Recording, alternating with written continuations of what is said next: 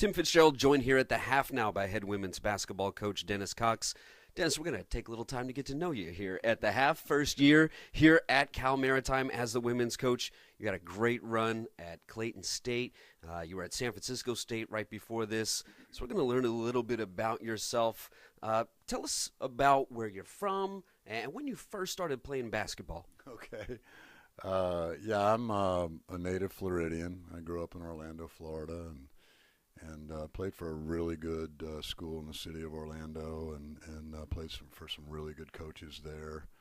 And went on to play at a NCAA Division II school in St. Petersburg, Florida, a small liberal arts college called Eckerd College, and did not have an illustrious college career necessarily, but I learned a lot about basketball there, and started out as a high school science teacher and basketball coach. Started out coaching JV boys actually, and got an opportunity to switch over to the girls' side 6 years or so later. And at the time, had a young family and had 4 little girls, and it just was kind of a good fit for our family.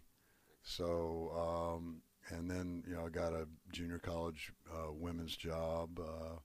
Was my first college experience in a couple of junior colleges in Florida, and had some success there, and then got the job at Clayton State.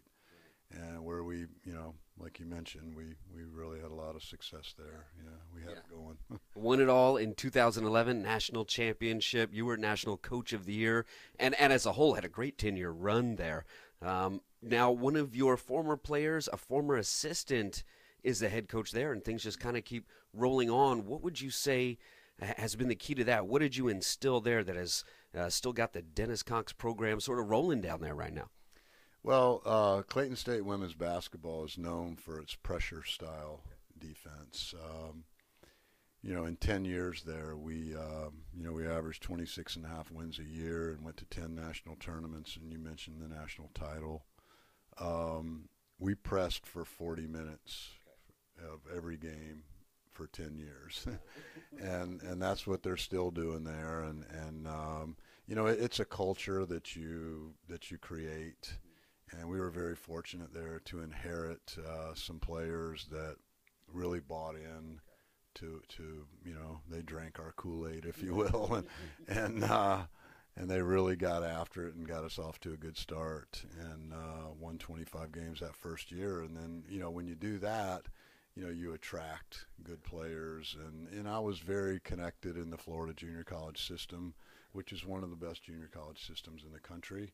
And that's kind of how we kick-started that program with we had several players that were probably Division I caliber, but had to go Division II for various reasons. And so we really had good talent there. And after we established ourselves for a few years, and we started attracting really good players out of high school that even chose us over some Division I opportunities, because players like to win. And, we had that winning tradition, and it was a lot of fun. But I just decided that my wife and I just wanted a new challenge and maybe a different part of the country to experience. And my assistant coach was one of those original players that played for me there, and she was ready. She had been coaching with me for 7 years, and she was ready to take over. And I grew up a Giants fan,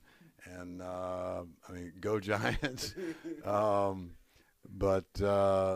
So it's been really fun being out here in the Bay Area, and it's been an adjustment for us, but we're really enjoying it. So you left a big influence at Clayton State. Who are some of your influences coming up as a young coach? Yeah, I mentioned my high school coaches. I feel like I got a really good foundation there. But I think, if I had to really give somebody credit who's really, helped us a lot at Clayton State do what we did, because that's where we really kind of took things to another level. Our men's coach there, Gordon Gibbons, was my mentor there, and we did a lot of the things that they were doing, and had success with. He had been to an Elite Eight before himself. So, I give him a lot of the credit for helping us get things going there. Now, you came out to the West Coast after your time at Clayton State, went to San Francisco State. What do you take from your time there? Yeah, that speaking of, looking for a new challenge, but we really found it there. It was, a program that had not had a lot of success, and the thing that made it really tough there is that they hadn't had a coach for several months because they had a coaching change right after the season, and then they had an athletic director change. So, the recruiting hadn't been done, and most, some of their players transferred. I mean, bottom line, I think there were 5 players on the roster when we got there. So, and I got there right before school started, so we basically had tryouts on campus to get through that first year, and it was tough, but it was a very humbling experience for me, especially after what I'd been used to. But it was a real good experience for me too, because I probably needed some humbling. Not that I was arrogant or anything, I don't think, but I think it was good for me to see what it's like to be on the other side too. Sure. And to go through a year with a group that was really, really hungry to win, but we had a lot of deficiencies, but I was so proud of that team. We really got better all year long and ended up only winning 1 game. But we beat a team on senior night that had beaten us by 30, a month before. So to see that growth, and that satisfaction that we felt, to even win a game, was really, really neat. So I've been 35-1, and I've been 1-25, So, and there's some similarities between the two. Okay. That 35th win, as exhilarating as it was, as you can imagine, that 1 win almost felt as good. Yeah. So, yeah, I take a lot from that experience. I regret that we didn't get it done better than we did there, but ultimately, things happen for a reason, and I'm here, and I'm happy to be at Cal Maritime, and just been really enjoying being here at this time. Yeah, talk about that process. Talk about how you became the head coach here with the Keel Haulers. Well, at first, because I'm not just the head women's basketball coach here. My title also includes sports coordinator, which means I get, to do some administrative things and some, on the academic side for the department as well as out in the community. And so at first I didn't even know if I met the qualifications for it. But, as I looked into it more and more and studied Cal Maritime and saw what a special place it is, it became more and more intriguing. It's still in the Cal State University system, which I was in before, so that that made it a little bit of a smoother transition for me, and just really liked the family atmosphere that I felt here. Marv and the former Coach Rooney especially I really connected with, and hated to see Brian go because I think I was really looking forward to working with him, but as his brothers, not a whole lot different from what I've seen. So it's just a really good feeling here.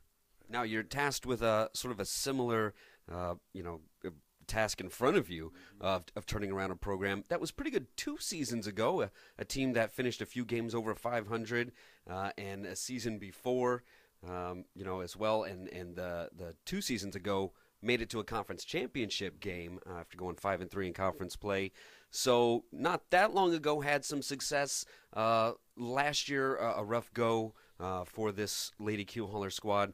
What do you think are the keys to turning this program around, getting it back on track moving forward, as you inherit a roster this year and then look forward into doing some of your own recruiting as well? Right. Yeah, and I will say that I'm real appreciative of the staff that was here before me and the great job that they did in filling out the roster, because we've really had a lot to choose from, and that's been great.